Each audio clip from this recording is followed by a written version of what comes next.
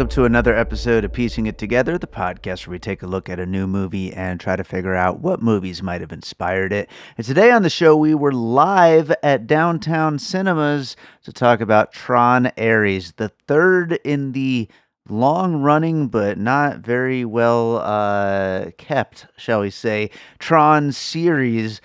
We've had 3 movies in like 40-something years, but here we are, we're back, and I actually liked it. I know it's not getting the best reviews, and we recorded this the day it opened, so I'm not sure how it's doing box office-wise quite yet, but doesn't seem like it's probably doing too well. But hey, it doesn't matter. I liked it, and I had a great time talking about it with my guests. We have Sam Novak, Nic Patrick, and Johnny Molinaro. We got into a lot of great puzzle pieces, a really fun conversation over there at Downtown Cinemas, and that's what's coming up here in a second.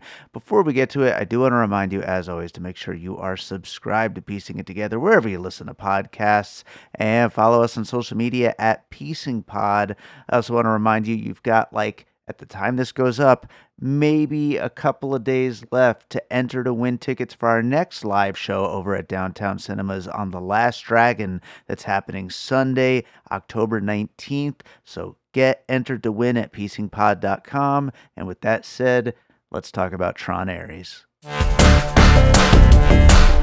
I'm David Rosen, the host of the Piecing It Together podcast. We're going to talk about Tron Ares, but first, I want to introduce my guest here. Sam Novak, first up. Introduce yourself to everybody. Hi, I'm Sam Novak. I'm a writer for a website called Vegas 411, and I'm the world's largest Tron geek.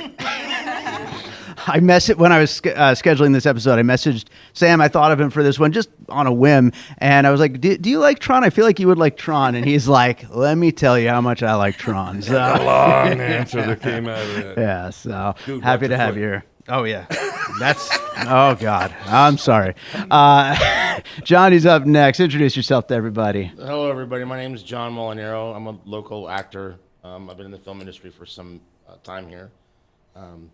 Obviously, a Tron fan. I grew up around all stuff, so it's I appreciate you inviting me on to sit on this panel. Absolutely. Tron fan and a Nine Inch Nails fan. We've been Very to much so. shows and stuff. Very and, much so. Yeah, so happy to have you on the show. Nic Patrick over there. Introduce yourself. I'm Nic Patrick. I'm a student filmmaker here in Las Vegas from UNLV. Also a big Tron fan. I've been waiting for a long time since Legacy for the sequel, so I'm very excited to be here. So all 3 of these guys just mentioned that they're big Tron fans, and I guess I should just say up front, like I love video games growing up, but I never quite got into this series. But I think part of it is because there's so little content involved. Like there's the original, which is great, very cool, very unique style and everything like that. The second one, great score, it looked great, but I don't know, as a big Tron fan, were you a fan of the second one? I enjoyed it. I didn't feel that I was let down. I thought that it was serviceable. Mm-hmm. I was more into the aesthetic of it. Sure. The tech, the music, and seeing it in 3D was an absolute must. Yeah. So I actually went out and bought a 3D TV so that I could... Just for that? Yeah, pretty much, yeah. You should have wheeled that in here. Oh my God, it's massive. Yeah, no, and exactly, like it was a spectacle, but like as a movie, it was like, okay, it was cool. It like, wasn't. It was groundbreaking for the tech going into it, but as far as the story, the original was the one that broke the ground, and there was really no place else, I think, to go until this one came along. Sure, yeah. And I think that's part of the reason why I wasn't exactly psyched for this, but I really liked this. I thought it was great. I thought it was one of the better blockbusters we've gotten this year, which whether it busts blocks this weekend, we will see. I have a feeling when I got here to Downtown Cinemas, thank you as always to Downtown Cinemas for having us out, but when I got here, the manager said, this is the first time you've never sold a single ticket outside of your freebie giveaways, and I'm like, I don't know, are people just not into this series? That's not the reason, and once again, no offense to the Downtown Cinemas, but I think the people that are jazzed about this are more likely to do what I did last night, which I went to an early screening out at Red Rock, which was in 3D and 4DX with all the full sensory things to go with it. Sure. People that are into this are going to go for the big full experience. They're Yeah. going to IMAX, they're going to Dolby Cinema, they're going to the XD cinemas or D-Box, things like that. Sure. I think that's where they're being front-loaded. I hope you're right because, like I said, I really like this movie, and I hope it does well. It remains to be seen. I'm very, very curious to see how that all works out. But we were all pretty jazzed about this movie. We all liked it, I think. Seems like. Definitely. Loved it. You know, I did for sure. You know, when I go into movies, I just, first and foremost, I just want to be entertained. Yeah. You know, so I try to govern my expectations. Am I going in to watch something that's going to be an Academy Award-winning type of performance and really pay attention, or am I just going to like turn off my brain and really, you know, dig it? If I really did the right thing here, maybe next time I watch it, I think maybe if you're like on mushrooms or something like that, it's funny, Fair. you know what I mean? So that's really what you're going after, that sort of thing. And I thought they did a good job of creating that feeling again. It's almost like if you're into, like, let's say Blade Runner. Yeah. Right? And so Blade Runner 2049, I thought they did a good job recreating that feeling that it's still in that world, right? Yeah. So it's not, it's so modernized that you don't feel like it. I mean, obviously the Nine Inch Nails, score on it. Huge part of it. That Yeah. synth pop and stuff like that, it just really brought in, and the references, some of that stuff really made you feel like it. But I think this movie did a great job of recreating that and giving us that. I explain intangible. Yeah. You sound just like Aries right now, trying yeah, to. It's on the tip of your tongue. I have a surprise for you. Oh boy, here we go. Nick, you're younger than us. What's your kind of take on the Tron series and everything? I definitely come from Tron Legacy. So Okay. I when I was a kid, I watched Tron Legacy first, and that was my introduction into the world. And it didn't really matter how good of a movie it was. It was just, for me, it was incredible. Like this again, as you guys were talking about, like the style of Legacy and this introducing Daft Punk into it and adding a whole new layer of it with music. It was just an incredible world to kind of jump into. And then I later on watched Tron for the first time, and I didn't have the same feeling, but it was still a lot of fun being in that world. But for this film, which I was anticipating for a really long time, I don't think I was as jazzed as you've been putting it, like, for when I was watching it. Again, but I went into it and I was like, this is a movie where I know I'm going to be entertained. And every second throughout it, I was entertained. Yeah. Because the visuals are insane. Nine Inch Nails I'm going to listen to that score probably right when I get into the car. Yeah. When I leave. Yeah.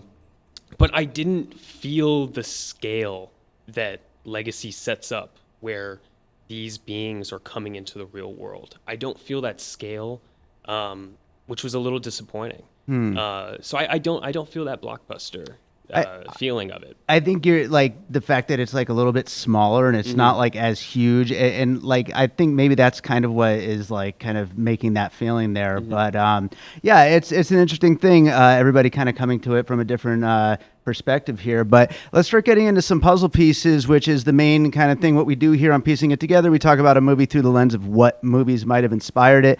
I got a few things in mind that I'm going to bring up here.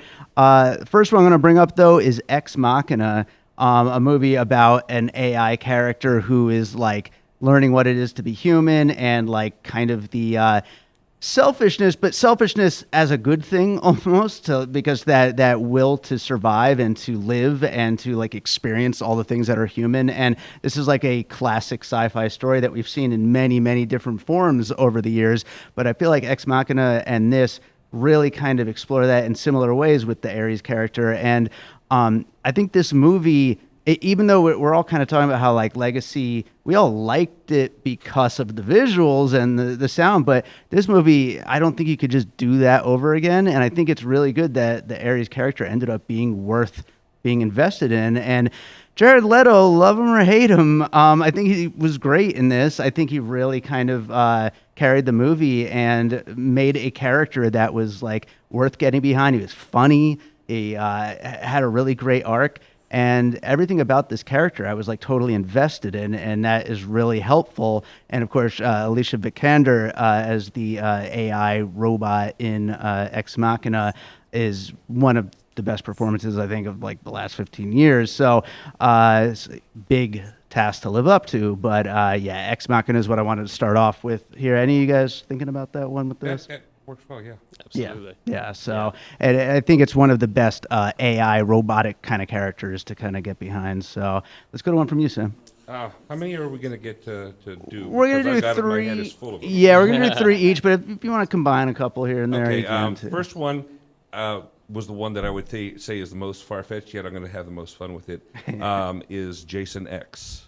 And those of you who are laughing probably already know you've got a legacy sequel decades removed from the original, but Jason in Space, what do? They go into a holodeck and recreate the Camp Crystal Lake scenario to throw Jason off. Yeah. Which in here, when they go back to Flynn's original grid, straight back into the 80s, and they got everything right. The details in that were just stunning, right down to the breach in the light cycle wall.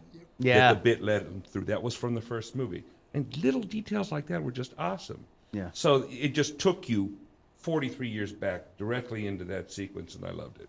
I love Jason X, by the way. That movie is so much fun. I know it's like a bad movie, whatever. It's just so much damn fun. But I like in that sequence, did not, if you saw it in the movie theater like I did, everybody just lit up, sat forward, and was thrilled by that part of the movie. It made the movie, and I think that this is one of the reasons why I love this one so much. It truly honored the original. Yeah, and I feel like you need to do that right now in this world of Marvel and Star Wars and all this kind of stuff, like the Easter eggs and the like honoring the original. It's just, what are you doing if you're bringing back IP and not honoring the fans? You know? I have a friend that I talked to on the phone on the way here, and he had posted earlier today that he did not want to see this one simply because of the fact that it did not have the character Tron in it. But if you think about it, in all three of the movies, Tron was over there. He may as well have been the bit for how much he serviced the story.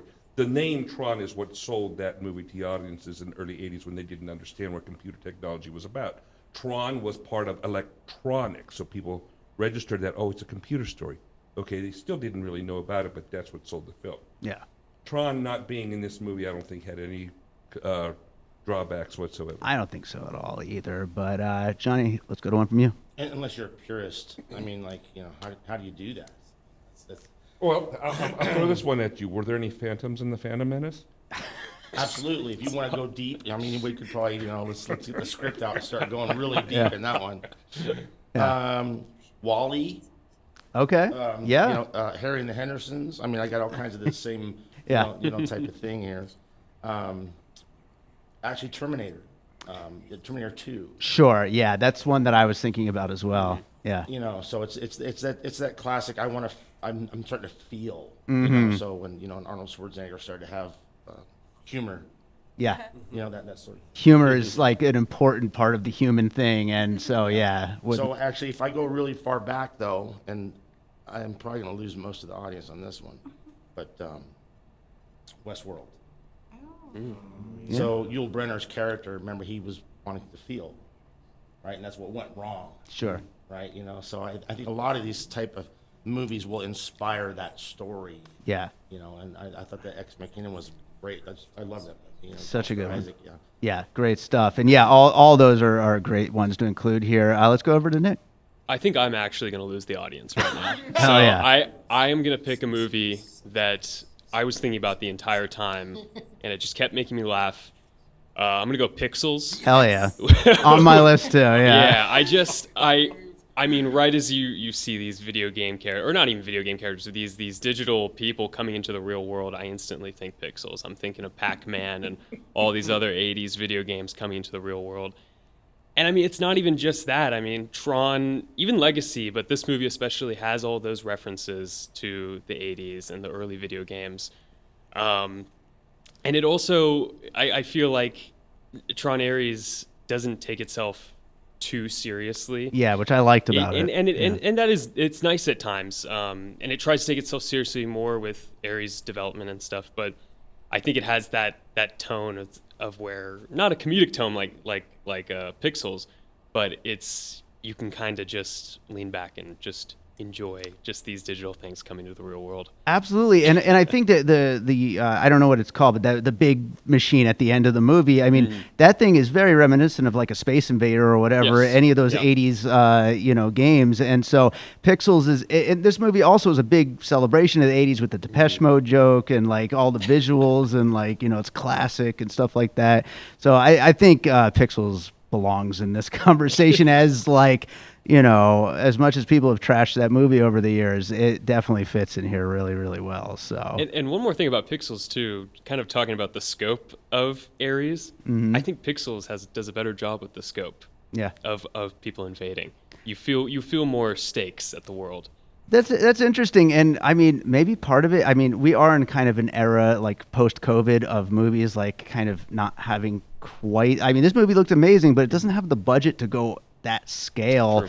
that a silly Adam Sandler comedy was able to do back then, But yeah, it's a really difficult thing to kind of balance that nowadays. But I'll continue down the path of losing people here and go with the Lawnmower Man for my next puzzle piece here. Were you thinking about that one? Yeah, absolutely. As far as a character who wants out and wants to live and wants to experience the world, I mean, obviously that was inspired by Tron itself, I'm sure. So like it all kind of comes around in a circle. I don't know when the original story was, if it was like lines up with the original Tron, but The movie was Lawnmower Man. The book or the story came out, I think, in the late 70s. so it was probably like in But the the ether movie when was Tron 92. was. Yeah. So it was probably like one inspiring the other, like all around in a circle. But Yeah, They really took that story and the written story by Stephen King and took the Tron elements to throw that in there because of the idea of a human being digitized. yeah.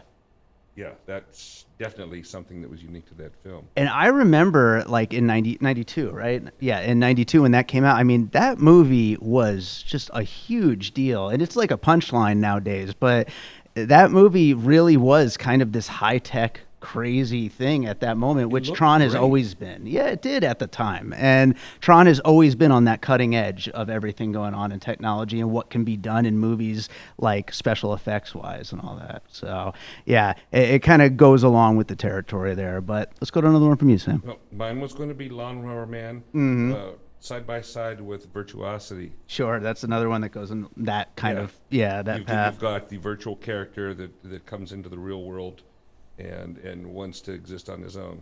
Yeah. That was surprisingly ahead of its time for '95. Mm-hmm. Although it bombed, if I recall. A lot of technology movies do bomb, I feel like, and I don't. And it had a great cast with Russell Crowe and Yeah. Denzel Washington in the lead. Yeah. But it didn't end up. I was living in South Florida at the time, and it went straight to the drive-in movie theater.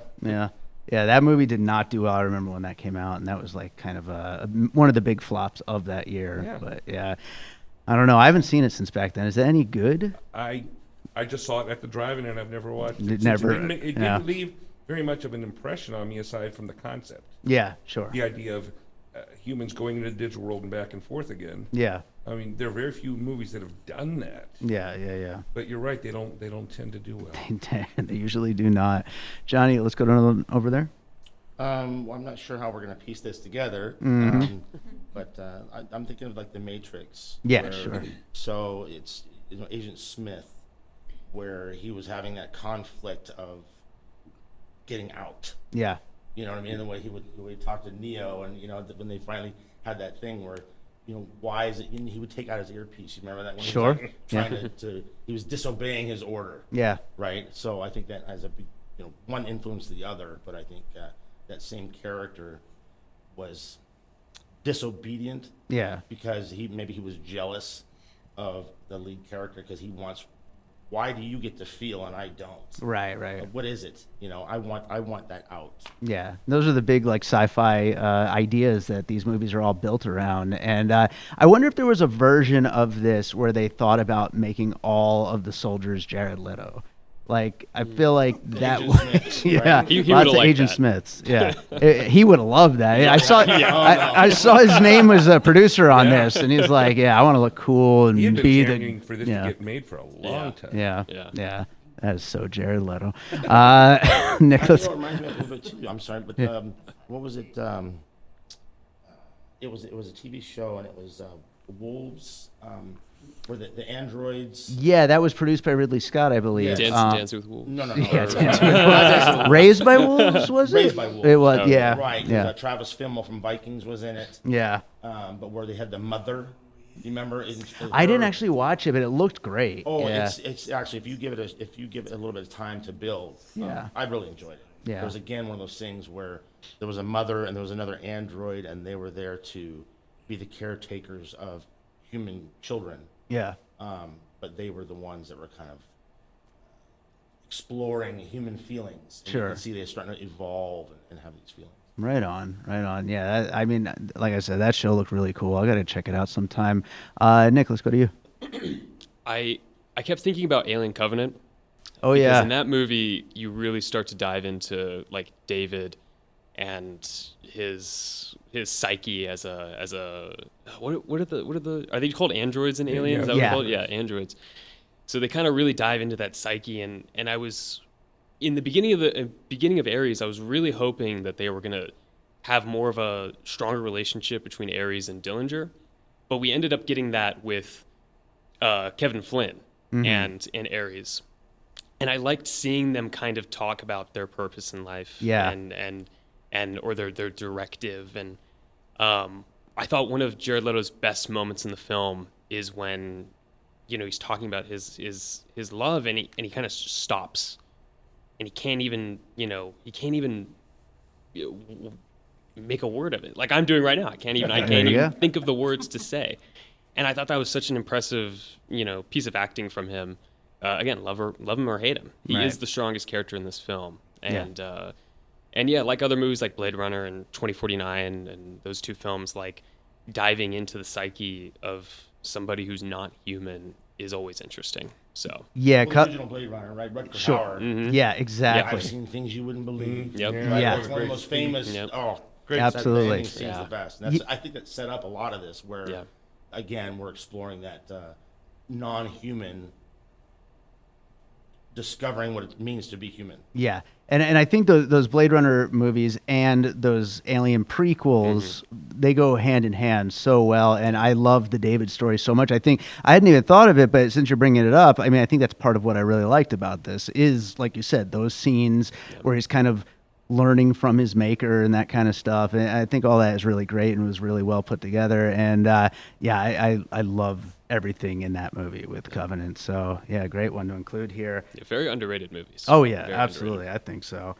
I will go for one more. I'll go with The Last Jedi for the throne room fight with all the red, because there's a lot of red in this movie and people flipping over each other and slashing at each other. And I'm a Last Jedi defender here. I know. We're gonna find Just I'm glad you're laughing sitting at over me. there. Yeah. The Last Jedi is my favorite Star Wars movie. Yeah, I know. If it's a bad movie, David will love it. That's right. And although not that shit that they showed the trailer for, that Mandalorian and Grogu, that looked like the worst thing I've ever seen in my life. I was hoping it was like a commercial for a Saturday Night Live episode. Yeah, or like some kind of deodorant or something. Like, and they just got Star Wars characters It's for the kind of what commercial. they like- play when you're waiting in the queue for a Star Wars ride. Yeah, Like that's what you watch. Yeah, that looked bad. Anyway, The Last Jedi rules. And so all the red and the jumping over people and stuff like that. Before Sam gets really mad at me, let's go to one more from you, Sam. Oh, we get mad at you. I was worried you would like this one, because that would mean I'd have to dislike it. Oh, We good never, point, good point. Ever Yeah. agree. I'm going to give a double dose on this one, Sure. because you mentioned anything Star Wars. When Kevin Flynn comes, when he materializes, kind of ghostly, shimmery, kind of Obi-Wan Kenobi. Okay, sure. A little bit of that. But my main one is the whole idea of being into another world where characters resemble their counterparts would be the Wizard of Oz. That's another one that I was thinking about as well. I'm glad you brought it up, especially with the way he talks and like There's the a big giant face, Yeah, yeah. all that stuff. That very Oz. Exactly how it was portrayed in the recent Wicked movie, and exactly like that. And yeah, definitely some Wizard of Oz in there. I love that. So yeah, good one there, Sam. Johnny, one more from you. Last Jedi throne room scene trash. Terrible fight Okay, scene. so let's just trash. Yeah, terrible fight scene. Sorry, man. Uh-huh. I do appreciate the aesthetics and stuff like that too, because I've, a lot of my, obviously being a Nine Inch Nails fan, when you start delving into that sort of, I don't know what you call it, like noir type of, let's try something a little different. And so I can definitely feel that. I can go way back though, and if you want to talk about just influences and the whole emotional aspect, even things like, E.T. or, you still have that, the more human side, and then trying to understand the things. I keep going back to Terminator also, because that was one of the things where the humor would come out, and he was trying to understand. He would repeat things Yeah. Starman incorrectly. was like that. Too. Starman goes right sure, along yeah. with that too. Yeah, absolutely. Yeah. Yeah. So you got that kind of path through some of the best 80s sci-fi right And there. Jeff Bridges. Yeah, and Jeff Bridges back in the mix. So right on, some good stuff there. Nick, let's go to one more over there. I wonder if Jared Leto took a look at American Psycho a little bit for his portrayal. I think it maybe pulled from a more comedic way, because I do see a little bit of, like, in the early parts of it, a little bit of Patrick Bateman, where he can just name everything about Greta Lee's character, all of her interests, all of the text messages. And especially in that car scene, I was like, it kind of sounds like Patrick Bateman right now. It's a little creepy. And especially his face is just like completely stone cold and just like barely moving. And he looks a little like glossy and, yes, exactly. Like he just came out of the digital world, so. I knew that had to be his input, probably, right? Yeah. I'm sure he thinks Patrick Bateman's hot. Right? He's like, I want to have that twisted, goth girls love me type of vibe. Yeah. You know what I mean? So he's like, I need to do this for my 30 Seconds to Mars fans. Right? Yeah, totally. Yeah. 30 seconds to the grid. Yeah, there you go. Absolutely. I think that speaks to how great Christian Bale is in that movie. I mean, he's just incredible, and it's really hard to be that just sociopathic versus like, and this is that in a puppy dog kind of way, but like still, absolutely. I think that's some great stuff there. Let's open it up to the floor, see if we have anything out here, any puzzle pieces that we didn't bring up yet. Anybody think of anything? Right here. Well, I was going to say that I don't think that Jared Leto likes Patrick Bateman too much since he killed him with a axe in that movie. That's true, but he thinks he's just cool though. So you guys named a lot of the stuff though that I was gonna, I was especially gonna go in on Pixels, but yeah.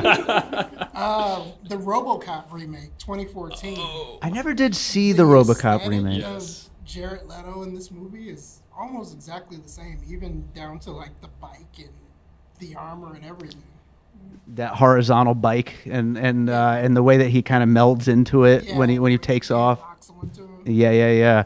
I was gonna say, like, the as beautiful as this movie is, like the aesthetics of it feels like a sequel to like a science fiction movie in the 2010s. Like it feels like this could be right next to Legacy or the RoboCop remake, or it feels very close together. It also feels like, and again, I really like this movie, but it doesn't necessarily have any big new ideas. Like, and obviously on this podcast, we're talking about what movies were inspired by. Like, I think that's totally fine, but at the same time, I didn't think it did anything particularly new with any of it. It just was an enjoyable movie with a great lead and some really cool visuals and everything like that. Like, I had a great time with it regardless. Don't you feel that like during, I'm not sure of your experience, like being on set or writing or anything like that, but don't you feel you also have to govern yourself of not losing the purity of the film, right? So if you go to, like, obviously the special effects and how they did it and the visualized part, if you compare that to the first Tron, it's obviously more modernized, right? But if you go too far, I think you lose that core. Yeah, you made it too. You did your own too thing. It's almost a slick. different movie now. Yeah. You need to keep that to keep it grounded in the world. Yeah, and to keep it a movie and not just some kind of like product or something, some kind of like screensaver that just like looks cool on the screen and like has something to say. Even though I did feel at some point in time in this film, I felt it more to be like a music video a little. Well, especially Right, when so Trent some of starts the singing. editing. but- Well, don't. I'm gonna fight you because so I'll stand on Trent. I'll defend him to the No, end. it's amazing score. But literally, some of like the editing was kind of choppy and stuff, and I felt like they're putting together a music video. At that, so there were certain parts of the film where the music was great, and just the way it was, I'm like, okay, we're watching a music video now. And even some of I lost the characters a little bit, and then we went back to a movie. Yeah, I know what you mean though. Yeah, there were definitely some moments especially during the action sequences where it's almost like autopilot in a way. It's like we've got these great visuals, we got a chase happening, we got this great soundtrack. We don't really need to do much else during this sequence. Like it'll just kind of take care of itself. That's become true, especially for constant moviegoers, when it comes to any kind of a car chase or a fight scene. I mean, you could go to the bathroom and come back, and just all you need to know is who won, and the story's going to continue. Yeah. Yeah, you just throw a needle drop and Yeah. let it happen, and whoever's Exactly. in the theater will love the song, and you Exactly. can just walk out, and But- you don't have to try that hard on the fight scene. But we had a great time with it all. But we got a hand over here. Kind of going off of that, because I think that a lot of the Nine Inch Nails tracks create an atmosphere that just makes it very like melodic throughout the editing for a majority of it within that like first third. It really reminded me of mecha animes a lot, especially like Ghost in the Shell, where you can just like I honestly think it would make more sense for this to be animated in a way. Like the flow would have been more consistent, I think, with the way that it was edited. That's really interesting because, yeah, I mean, animated, like especially anime, we saw before the movie trailers for animes that are going to be in like every theater right now. Like anime is bigger now than ever, I feel like. I mean, and it probably could have been a really, really successful film in that way. And if they can't, like, if this movie is successful enough that they're considering like completing a trilogy, a new trilogy or whatever, like doing anime spin-offs seems like it would be just a perfect thing for this. And Well, the first one was originally meant to be an animated was it? film. Yeah. They've got on the Laserdisc here. There's test footage of them using traditional animation. Then they started trying to integrate it with computers, and it was at the point where they did a test featurette to propose to Disney that they do it as computers instead. But it was originally slated to be an animated movie, and then when Legacy came out, there was an animated series that ran for 12 episodes. Yes, Oh, there okay. was. There was. Yeah. Did it bridge the two movies? I never watched it. I think which I so. It was. ashamed to admit. It was on Disney XD. I think it like somewhat. It somewhat came after Legacy. It was or it might have been released after before. Legacy, Yeah. but was it like? Did it connect the first and the second movie? it was a bridge between the two movies. I would say it was right in Tron was between. actually a character. Oh. Wait a minute, we got to go back to Sam didn't watch this. I know, I know. And you know what? There's a reason why I don't watch certain things that I absolutely should. It was a Stephen King story, or a Twilight Zone episode, it might have been, where this young boy, he has an elderly grandmother who's on the verge of death, and every night he reads a story to her but doesn't read the last chapter so that she will survive until remember the that. next day, and then he'll finish it and start a new story to Yeah. keep her alive. I've Oh, got things left to see. there you go. That's why I don't read any comic books. Any other hands right over here? I kind of liken this movie to Sam Raimi's Spider-Man. Okay.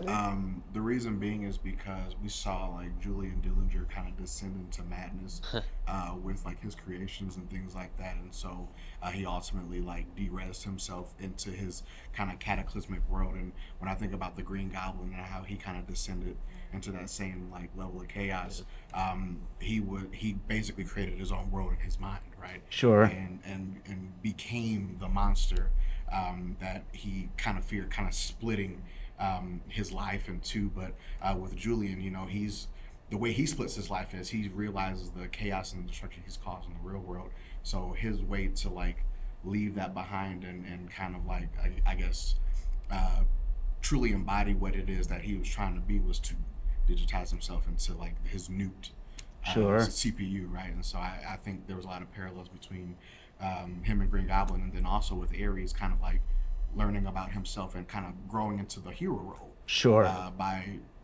By experiencing the world and like kind of questioning his morals, because like when we think about Peter Parker and a lot of like the moral like pulls that he had in the first Spider-Man, with great power comes great responsibility. And I felt like Ares kind of like embodied that as we saw him progress through the movie and things like that by questioning, the morality of certain things and things like that. So that made me think of that too. I like that a lot. Yeah, and I think it's interesting we didn't really bring up any superhero stuff in our conversation, but I think there's a lot of it here. I mean, Spider-Man is a great, that whole thing, the way that the villain is like almost like a villain origin story. Would you guys want to see this villain story continued? They absolutely set it up for that by having the mid-credit scene. Right. I mean, when he picks up the identity disc, you hear the voice saying Sark. Yeah. That was the villain from the first movie. Right. And then they show him With his taking that helmet likeness. too. Yeah. you With saw the it. helmet. So Yeah. they're completely setting you up for that. And do you want that? Absolutely. Yeah, that's- I mean, yeah. and, I think it's really cool if you don't know the series well, it's important to understand that each one of these movies takes place on a different grid. Mm-hmm. The one that they revisited in the 80s, that was the grid that Flynn created. It was very primary colors and mainly black. Then the one for Legacy had the aqua colors and the black. That was the one that Flynn deliberately created along with Clue 2. The first one being organically created. Then the third one was the villain's grid. Everything was red. Right, These were three right. different worlds. Yeah. There's a lot of story left to tell. Very cool. And it's I all like- going to be on an animated Disney show. There you go. I Can't actually wait. really liked Evan Peters, right? So He's good. That's huge for me is how they cast Mm-hmm. certain people. I've seen stuff with some of the the superhero stuff where they've cast names, but I felt it was totally miscast for a character, right? I think Evan Peters, and I think he's a talented actor too. So I want to see that. Yeah. He's got that. You've seen the past characters that he's done. Yeah. Where he's bringing something else to this. Yeah. And his character here is very much of our time. Some tech billionaire that's a live wire. I like that the other one was an asshole too, like because all tech billionaires are, and so it makes a lot of sense. Like, but even the good guy team, or they're not even really good guy, but like the not evil one was One that also went a out to piece of launch the shit. game? Yeah, he was a piece of shit too. I mean, he's a tech billionaire, isn't he? Like, He's kind of an asshole, I mean, prick maybe. Yeah, That's different. yeah, It's different. So, but I got to hand it out for the fact that there were just, I don't want to even call them Easter eggs or just callbacks. The details Yeah. in this were really, really important. Right down to Dillinger and his red, clear typing desk. That was in the first movie. nice. The referrals to Dumont. That was a character that created Encom. There were Dumont logos on garages, on dumpsters, on vehicles. Little Easter egg. Yeah. Because Things like those that billionaire tech all over. companies just take over everything. Well, he so, was you know. he was the victim. It was Dillinger who took this company Good- away from him. good I'm guy, getting a little bit over yeah. detail here, but I mean, it was not a knockoff. It was not a quickie grab. Yeah. There's a lot of reason for this movie to exist if Right. you care. And I think that that's awesome for fans, and the fact that someone who wasn't exactly a huge fan also enjoyed it, even all the better. But Sam, let's get into some closing thoughts. I always throw this out at the end of one of our podcasts. Glad for anybody who goes to see movies in the theaters, down with streaming. Hell yeah. Okay with physical media, get your asses out into the movie theaters. Yes. I saw this last night in 40X 3D out at Red Rock. People were going bananas over it. If you think the visuals are cool, imagine the visuals where you're getting thrown from your chair, you're getting blasted with air, poked in the back of the neck, rumbles onto your seat, sprays of water, lightning in the theater. It was everything. Did Jared Leto come out and like stare you down with his smoldering eyes? He asked me out on a date. Nice. We're going tomorrow. All What right. did you say? I said, what time you picked me Okay, up? okay. Good. Right on. Johnny, how about you? Final thoughts. I mean, I have to stay true and go to the score of the thing. Yeah, sure. So a little bit of trivia. This is the first movie that Nine Inch Nails was actually credited Right. as the score, Right. not Trent Reznor and Atticus Ross. So Yeah, and has he said why he made that decision at this point in his career after scoring 30 movies at this point? I did read something like that, and I think it's because of. So if you look back at some of the scores that he's done, if you go to Social Network or something like that, a lot of those are kind of stripped down, right? A lot of piano, acoustic, this sort of thing, a lot of feeling behind it. This was so full, and I think it complex. Yeah. Right. He's like, I need to have that full Nine Inch Nails Makes sense. nuts and bolts to it. Yeah, and thematically, it ties back to the Downward Spiral really well, and like like the Becoming and stuff like that. Like I feel like this kind of feels like a Nine Inch Nails movie in a lot of ways. I mean, like Year Zero for me is Year Zero too. much more techy. Yeah. And if I don't know how many 9 Inch Nails fans we have in here. All right. So I've seen them twice on this tour already because they weren't going to come to Las Vegas. They just announced a Las Vegas tour. So if you haven't seen one, go see it because there's a lot. It's very much Tron, Ares, how they design the whole set design and stuff Hell like yeah. that. And the lighting it's incredible in some of the effects. Can't wait. How about you, Nick? I came into this, I had a great time, and I'm glad I saw it in a theater. And like what you guys said, you have to go to the movies, you have to go to the theaters to watch stuff like this. I mean, if you're gonna watch this on your TV, you're gonna be on your phone. You're just gonna, you're just not gonna feel anything. But I can come here and have a great time with some great people, and it was a fantastic time. And I'm so happy we finally got a sequel to this sort of trilogy, and maybe we'll get another movie in 10 years, and I will be in the theater for that as well. We're gonna do this same lineup again in 10 years. You guys all down? I'm You ready? down for it. Yeah, you ready? Twice as much memorabilia. Absolutely. I won't watch the animated series, so I know I'll still be alive in 10 years. Yes. Nice. Good plan. Yeah, you got to have that keeping you going. Absolutely. Sam, where can people find you and everything you're up to? Vegas411.com. All news that's going on in Vegas, fun stuff, nasty stuff, everything in between. How to have fun, how to save money, how to have a good time. Awesome. How about you, John? Did you practice that? He was good. Really good. He did. No, Really I good. didn't. I've never said those words That was before. really good. Yeah, Chat GPT. How do I end? He sat in the car for like 10 minutes just going over it. Oh, I know you did, man. Actually, I'd rather not be found, so just leave me alone. No, just kidding. Yeah, sure. Really, probably just social media. I mean, I try to keep my Instagram kind of active. It's actually under Johnny Octane. So any of the films that I'm starting to be in, whether it be features or short films, I try to keep that pretty updated. You won't find any personal stuff on that, but it's full of all types of media. I'll go back on some of the movies that I've always liked, and I just saw commented. I was exciting Friday night for me. I was watching the old animated feature Heavy Metal. Oh, nice. God, yes. Oh, yeah. And so I had posted that there, and I had a few people that actually acknowledged it. I'm like, yeah, I'm not the only one, Yeah. So I'll put stuff, little tidbits on there like that, so it's kind of fun. Love it. Love it. My film mixer, okay. Yeah, So you got that So too. being in the local film community, me and a friend of mine who's a producer, we put on a monthly film mixer over at the Lexi Hotel, which was formerly the Artisan.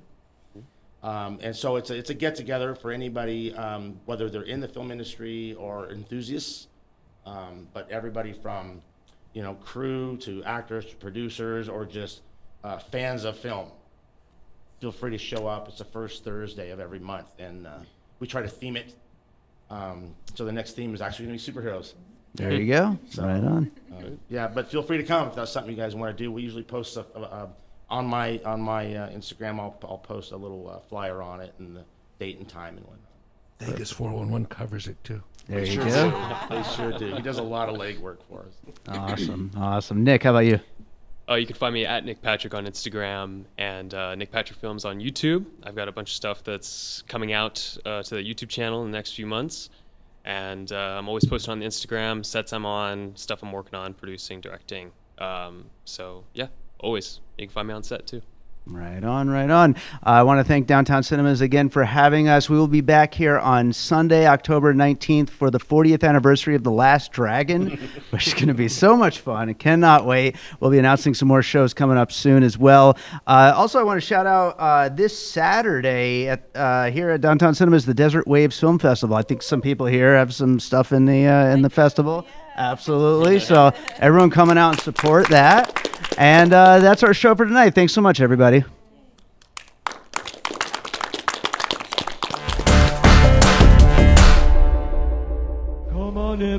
Hi, this is Wax Trax Records here on 2909 South Decatur. We buy all your old 45s, your old albums, any type of music memorabilia. Also, we sell music memorabilia, albums, CDs, and a lot. Come on down to Wax Tracks, 2909 South Decatur, or give me a call at 702-362-4300. Thank you very much. All right, so I hope you enjoyed that conversation about Tron Ares. Thank you so much to Johnny Molinaro, Sam Novak, and Nic Patrick for joining me on that one. Thank you to Downtown Cinemas for having us out. Thanks to everyone who showed up. And thank you to you for listening. If you're enjoying piecing it together, make sure you are subscribed wherever you listen to podcasts. You can follow us on social media at Piecing Pod. And don't forget to join our Facebook group, Popcorn and Puzzle Pieces, where we continue the conversation about all the movies we talk about here on the show. Also, wanted to give you one last mention about the upcoming show at Downtown Cinemas on The Last Dragon. That is going to be Sunday, October 19th, and you can enter to win tickets for like a few more days. So get to piecingpod.com and enter to win some tickets. We will see you there. Also, another shout to Wax Tracks Records, where you can find the Tron Ares soundtrack on vinyl. We have both the white and the red cover versions. Plus, you can come see me and say hi. So, with that said, let's close this out with a piece of music like I always do. And I've got lots of electronica that I can dig into from my vast library of music and my albums that I put out under my name, David Rosen. I got plenty that I could pick from. I am going to go with what I think is probably the most appropriate, I guess, for a movie like this and a soundtrack like this. I'm going to go with a track called Antiviral, which I put out a music video for a few years ago. You can check that out on my YouTube. But this is Antiviral. I hope you enjoy it. We'll be back with more Piecing It Together real soon.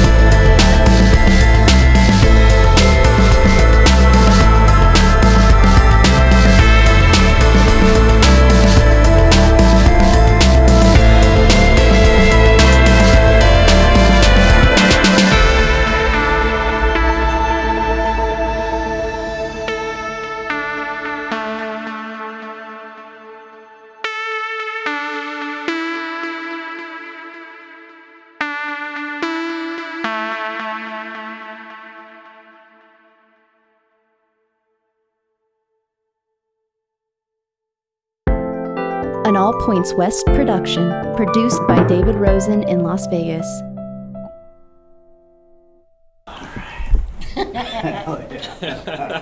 Be careful with that thing. I trust it. Yeah. Lay it out there. Oh. That's autographed? Yep. Oh, boy. Oh wow. Oh, yeah.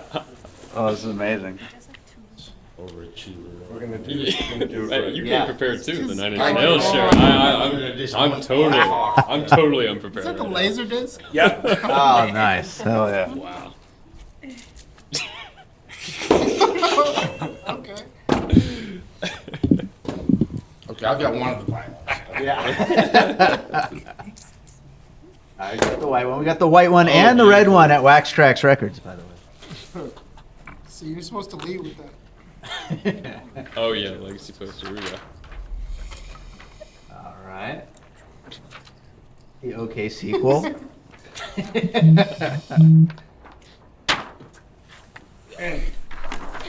We gotta get that. Boom. There we go. All of a sudden, stuff's gonna come streaming from the ceiling right now. Well, I'm not gonna open up the boxes. There's a whole hell of a lot in there too. All right, we'll let Sam get a little quick picture of that. We'll get this thing rolling. Pay you back. I'm not gonna say when or how. You can do what? I'm gonna pay you back Oh, for this. I'm just it's the ambiance. When we do our Twilight episode, you're gonna bring out all your stuff. All your special It's gonna things. sparkle. Yeah. I'm gonna take my shirt off. How's he doing that? Awesome. It wasn't Awesome. effects. It's real. Are you really a Twilight fan? No. Thank God. They're okay. Slide down a little this way.